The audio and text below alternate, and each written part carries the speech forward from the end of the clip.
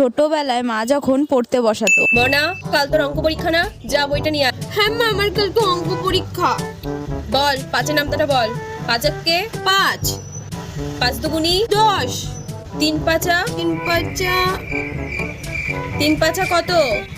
ভুলে খেয়ে নিয়েছিস? 3 পাঁচা 15। চার পাঁচা 4 পাঁচা। মা, আমার খুব দাঁতে ব্যথা করছে। কিসে দাঁতে ব্যথা করছে? পড়তে বসলেই তোমার দাঁতে ব্যথা শুরু হয়ে যায়। চার পাঁচা কত বল?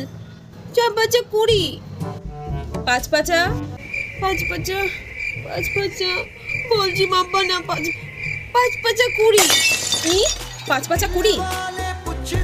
চার পাঁচা যদি 20 হয়, আবার পাঁচ পাঁচাও 20? পাঁচ পাঁচা কত?